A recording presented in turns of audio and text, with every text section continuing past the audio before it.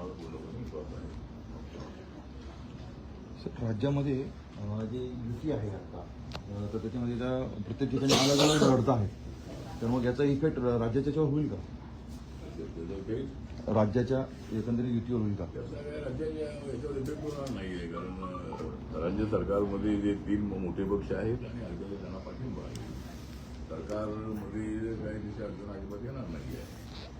अजित पवारांचा गड तो मुंबईमध्ये लढतो आहे, कारण बीजेपीने हा निर्णय घेतला की तिघे एकत्र आली तर जागा वाटपामध्ये अडचण येते आणि त्यामुळं बीजेपी आणि शिवसेना ही एकत्र आली आणि आरपीआयने त्यांना पाठिंबा आहे. त्यामुळं सरकारवरती काही त्याचा परिणाम होणार नाही. सरकार हे अभित राहणार आहे आणि सरकारमध्ये मोठ्या प्रमाणामध्ये आमच्याकडे जागा आहे, त्यामुळं सरकारला कशी अडचण अजिबात येणार नाही. आणि ही निवडणूक विकासाच्या मुद्द्यावर आहे, कारण मुंबईमध्ये नरेंद्र मोदी आणि मोठ्या प्रमाणामध्ये भारत सरकारकडून पैसा दिलेला आहे. 10 लाख कोटीपेक्षा जास्त पैसे जे आहे ते महाराष्ट्राला अनेक योजनांमध्ये मिळालेले आहे. आणि नरेंद्र मोदीजी प्रधानमंत्री झाल्यानंतर अनेक दलितांचे प्रश्न आहे तिकडे त्यांनी लक्ष दिलेलं आहे. बाबासाहेब आंबेडकरांचे अनेक स्मारक त्यांच्या काळामध्ये पूर्ण झालेले आहे. 26 तारीख रोडला तिथं बाबासाहेब आंबेडकरांनी दिल्लीमध्ये संविधान लिहिलं की या ठिकाणी अत्यंत चांगलं स्मारक उभं करण्यात आलेलं आहे. डॉक्टर आंबेडकर इंटरनॅशनल सेंटर जे आहे ते अत्यंत चांगलं उभं करण्यात आलेलं आहे. मुंबईमध्ये चैत्यभूमीच्या बाजूला दादरला त्या ठिकाणी एक भव्य दिव्य असं स्मारक उभं राहतं आहे. जवळजवळ 13 ते 14 कोटी करून या ठिकाणी जगातले उत्कृष्ट अशा पद्धतीचे स्मारक उभं राहणार आहे. आणि बाबासाहेबांचा 350 फुटाचा पुतळा आणि 100 फुटाचं फाउंडेशन असा 450 फुटातून जो पुतळा राहणार आहे. आणि भारतामध्ये सर्वात उंच पुतळा सरदार वल्लभभाई पटेल यांचा आहे गुजरातमध्ये. त्याच्यानंतर सर्वात उंच पुतळा बाबासाहेबांचा असणार आहे. त्यामुळं बाबासाहेब आंबेडकरांच्या संबंधामध्ये नरेंद्र मोदींना प्रचंड आदर आहे. त्यांना गौतम बुद्धांच्या बद्दल प्रचंड आदर आहे.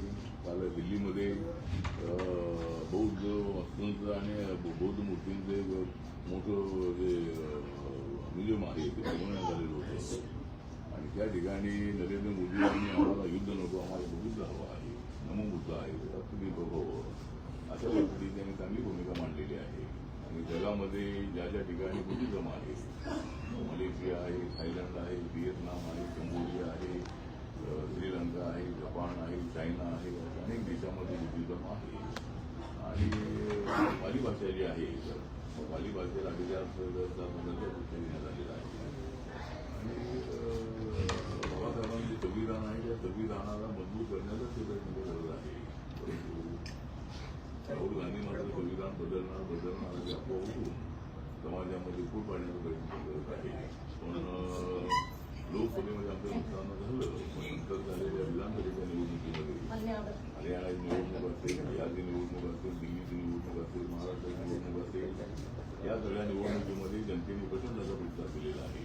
महाराष्ट्रामध्ये लोकसभेत आमचं मोठं नुकसान झालेलं होतं. फक्त 48 पैकी 17 जागा निवडून आल्या होत्या.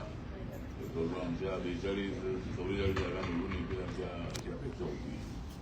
पण संविधान बदलणार अशा पद्धतीचा निगेटिव्ह जे इफेक्ट आहे तो झाला आणि आम्हाला कमी जागा मिळाल्या. नंतर झालेल्या विधानसभेच्या निवडणुकीमध्ये मात्र 237 जागा आमच्या महायुतीला मिळालेल्या आहेत आणि महाविकास आघाडीचं पाणीपत्र झालेलं आहे. त्यामुळं महाराष्ट्रामध्ये आमची ताकद मोठी आहे. नगरपालिकेच्या निवडणुकीमध्ये आम्ही सगळे एकमेकांच्या निवडणुकीमध्ये लढलो तरी सर्वात जास्त जागा निवडून आलेल्या आहे. आणि आता तर अनेक ठिकाणी भाजप शिवसेना आमच्या एकत्र आहे. काही ठिकाणी अजितदादा आमच्या सोबत आहे, काही ठिकाणी अजितदादा आणि शरद पवार साहेब एकत्र आलेले मध्ये. पण या ठिकाणी सुद्धा आम्हाला सत्ता मिळेल अशी आम्हाला अपेक्षा आहे.